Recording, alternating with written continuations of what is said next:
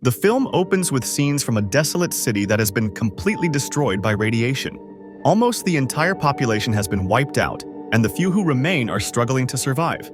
The next scene introduces us to our protagonist, a young woman named Anne Burden. As part of her routine, she puts on a protective suit and goes into the city to get supplies. After gathering her supplies, she returns to her farmhouse, which is located in a green valley surrounded by mountains and forests. It turns out that the radiation has had no effect on this area, so life continues as usual. As soon as Anne arrives home, she takes off her suit and bathes thoroughly to remove any remaining radiation. She then prepares dinner with the scavenged supplies, eats it, and falls asleep. The next day, Anne goes out with her dog to check the traps she has set. Suddenly, the dog senses something and bolts, prompting her to follow. They soon arrive near a strange-looking car, where a man named John Loomis, wearing a protective suit, is inspecting the area. Anne hides in the distance and watches John as he scans for potential threats. His tracing device detects no radiation in the area, so he gladly takes off his suit. He then takes a deep, relieved breath before jumping into a nearby waterfall. When Anne notices this, she rushes towards him and asks him to get out of the water. Her sudden appearance startles John, and he points his gun at her. However, Anne makes it clear that she isn't there to harm him. She explains that he should not bathe in that water because it is contaminated by radiation from the city. Hearing this, John becomes terrified and immediately exits the water. However, it is too late for him. The radiation has already reached him, and he begins to vomit. John rushes to his car, grabs an injection, and attempts to administer it. He clearly struggles due to his shaky hands, so Anne assists him. John is convinced that he will not survive and begs her to burn his body. However, Anne is unwilling to give up on him so easily. She brings him into her backyard and thoroughly cleans him to remove any remaining contaminants. She then brings him inside the house, but his condition worsens over the next few days. Anne gives John more medicine and continues to care for him. One night, he develops a high fever and whimpers in pain. She attempts to cool him down with cold water, but his condition does not improve, and he remains unconscious.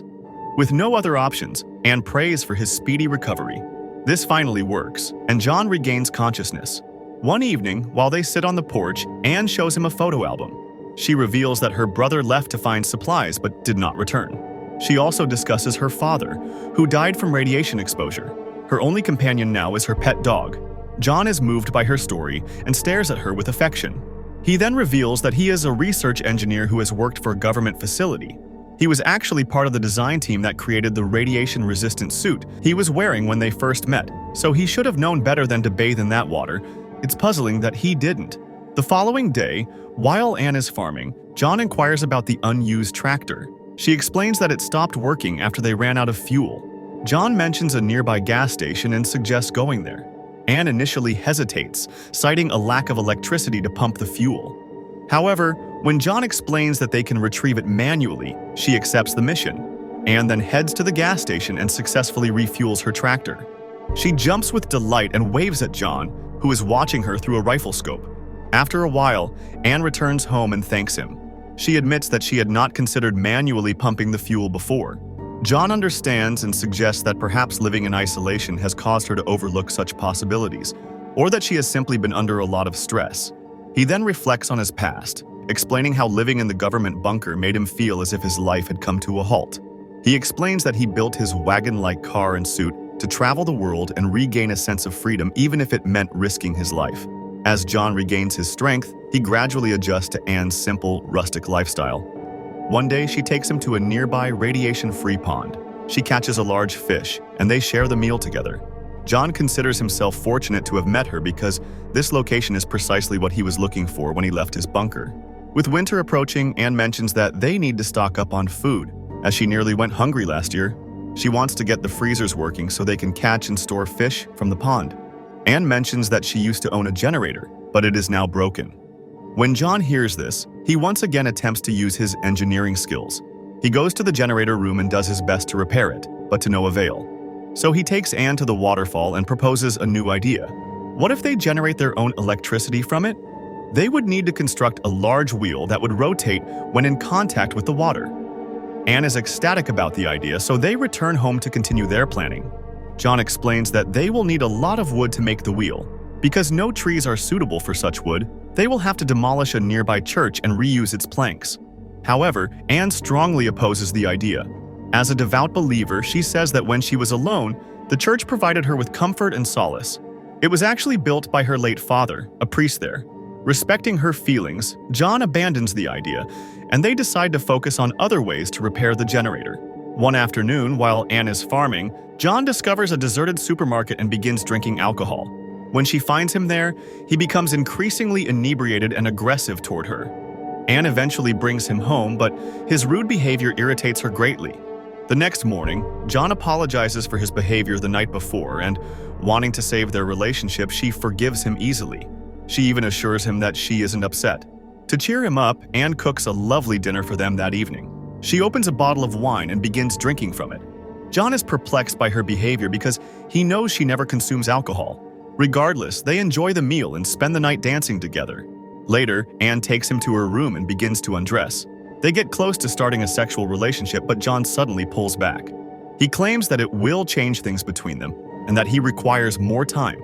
A few days later, while walking her dog in the hills, Anne meets a man named Caleb. He appears to be extremely dehydrated and malnourished. Despite being a complete stranger, Anne feels sorry for him and invites him to her farmhouse.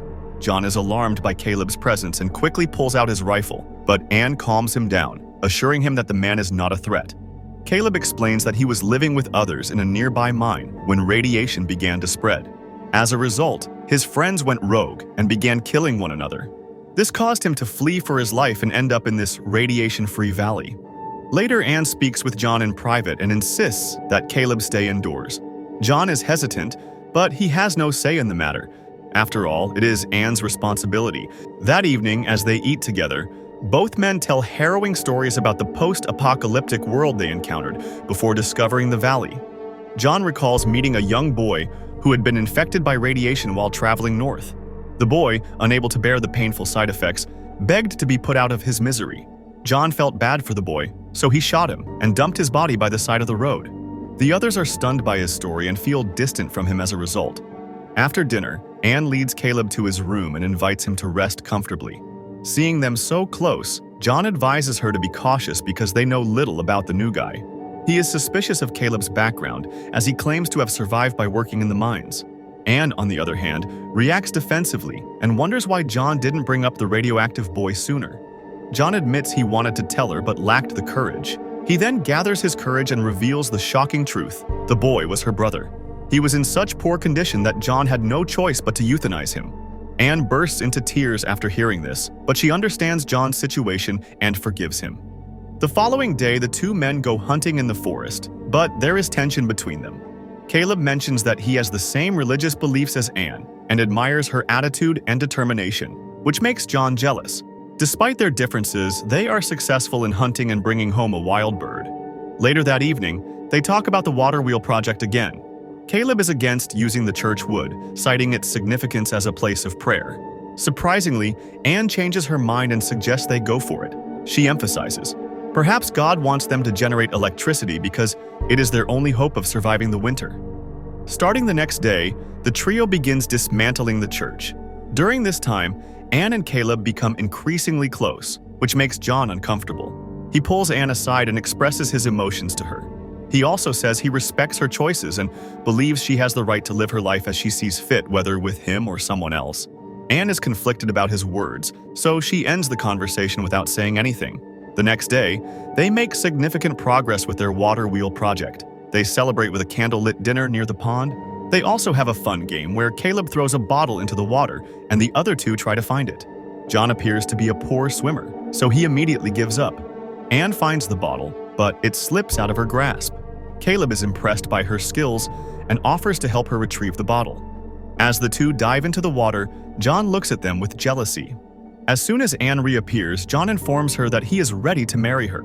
Anne is completely taken aback by his words, but she also appears overjoyed. They then go to their room to talk further, but John is so drunk that he passes out. Anne, who is desperate for affection, attempts to wake him, but he rudely asks her to leave him alone. Feeling disappointed, she goes to Caleb's room and stands in front of his door. She is still conflicted about her feelings for both men, so she hesitates to knock. But at that point, Caleb opens the door and pulls her inside. They start making out and end up spending the night together. The next morning, Anne joins Caleb at the breakfast table, making John feel uneasy again. Afterward, the two men decide to continue working on the water wheel. On their way, John thanks Caleb for unintentionally bringing them closer to Anne. Caleb helped John realize how much he loved her. Caleb is uncomfortable with the vague implication, so he remains silent.